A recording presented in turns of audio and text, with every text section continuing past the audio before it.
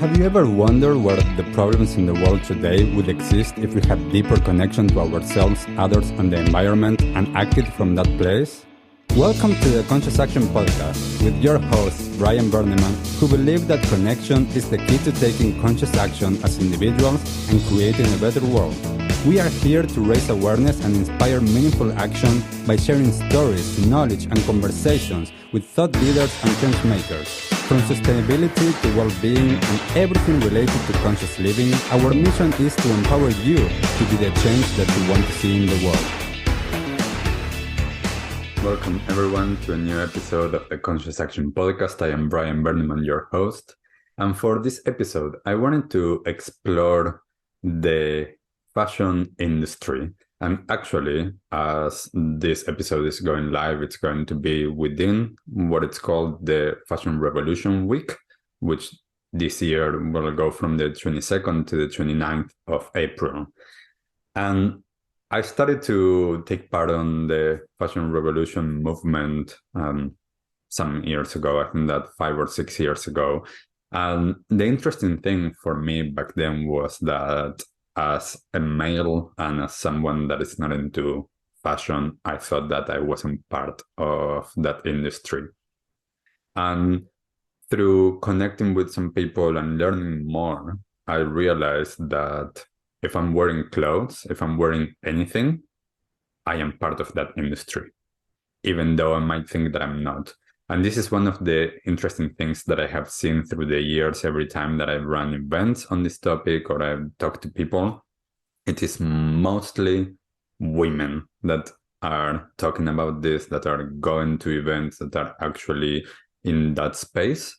And I understand it because the fashion industry is targeting them mostly.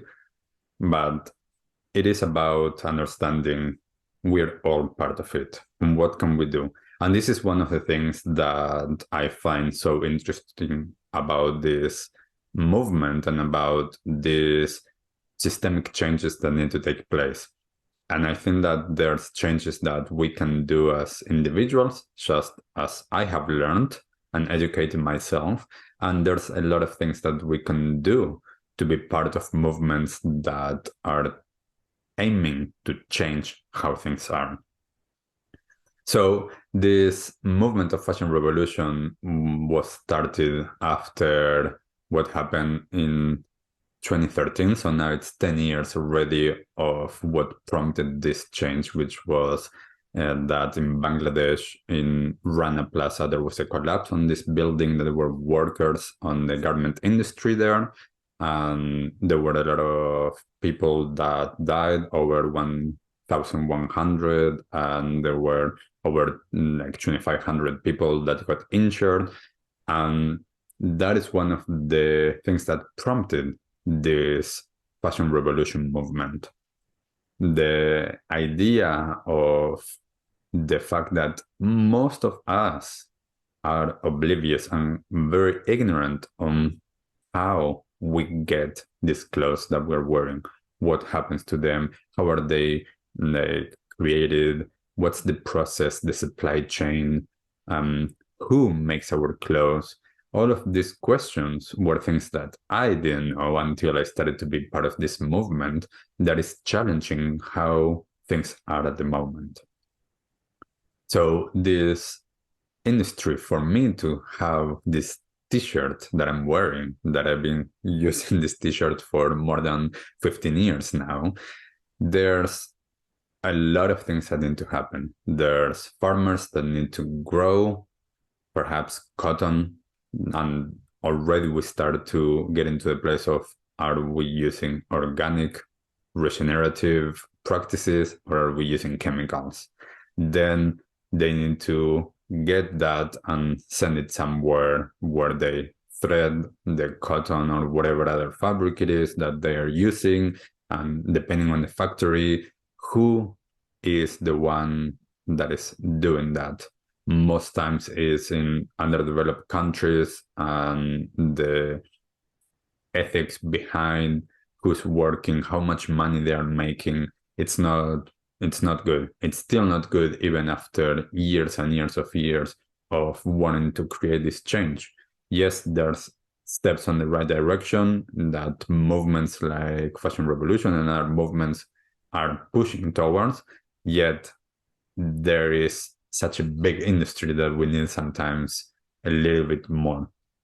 And then, are we going into, again, like that fair pay, child's rights, women's rights, the idea that a lot of times this is the only thing as well that they can do. The work environments are really bad. And then we get into the energy use and the water usage, which is huge in these industries, the chemicals that are being used most of the time as well, that are destroying rivers, are destroying people's health, full communities that are actually in a really bad shape based on this industry.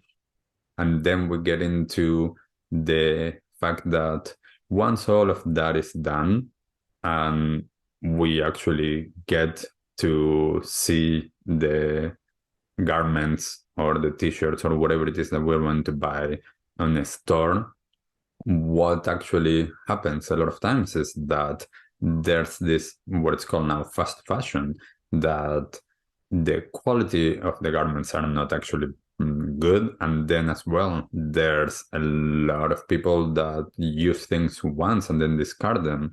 And the amount of clothes that is created that ends up in landfill is huge, huge. Like there's mountains and mountains of clothes all around. So not only we're using all of these resources to create it, but also we are wasting it. It happens the same with the food industry. We're doing exactly the same thing. And here comes as well the idea of marketing, of how we as consumers are communicated towards, how we are fed that we need the new thing, the different color or the different shape or the different whatever it is. And we get into that because as well, there's an emotional side to all of this, a psychological side to all of this, of how they hook us into consuming more.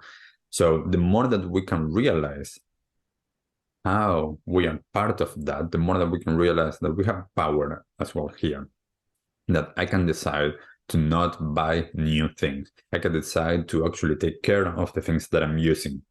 I can decide to choose as much as possible based on my means. And I know that I'm in a privileged position buying organic materials, buying organic t-shirts, organic pants, whatever it is that I'm buying. If I'm buying, choosing companies that I can research, that I know that are doing the best that they can in terms of ethical and sustainability practices.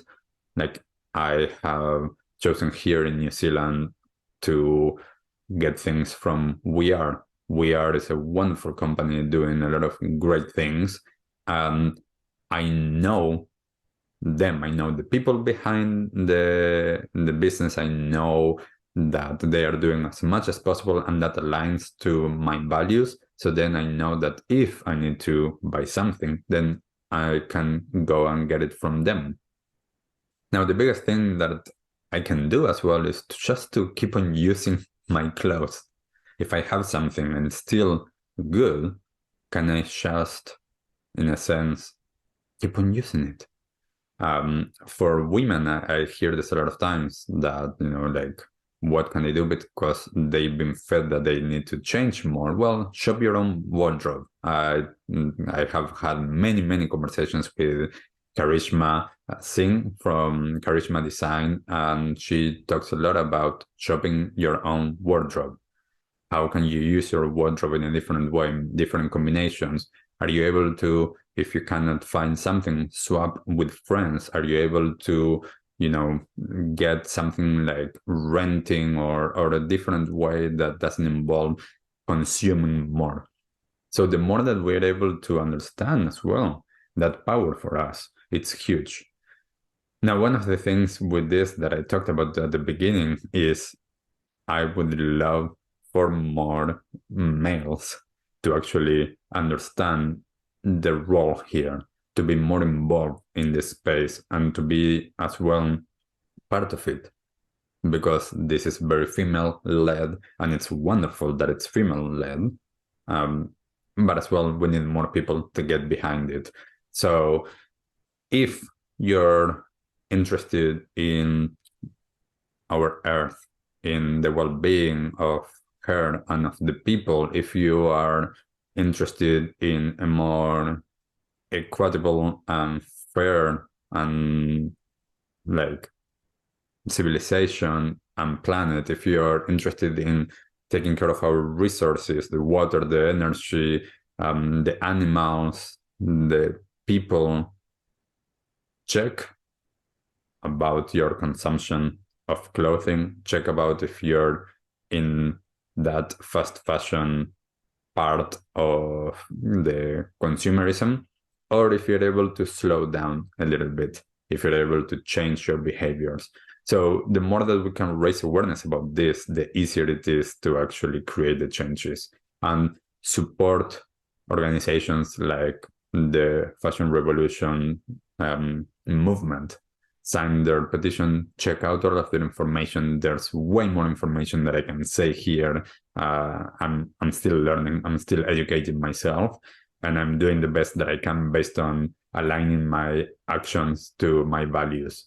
So I hope that this actually gives you some food for thought, that you're able to question what you're consuming, and that you're able to be part of creating the changes that we need to see. And if you're already part of this movement, and if you have some stories that you would like to share, please do so in the comments, wherever it is that you find this episode, and I'll see you on the next one. Bye! What did you like the most about this episode? Take a moment to think about what change you can make in your life today. Share your conscious action on social media using #ConsciousAction and tagging @ConsciousActionNZ so we can celebrate your impact on the world and create a ripple effect. One easy action we would love for you to take right now is to share, like, and subscribe to this podcast. This will help us get these messages out into the world and inspire more people to take conscious action in their own lives, contributing to the better world we hope for.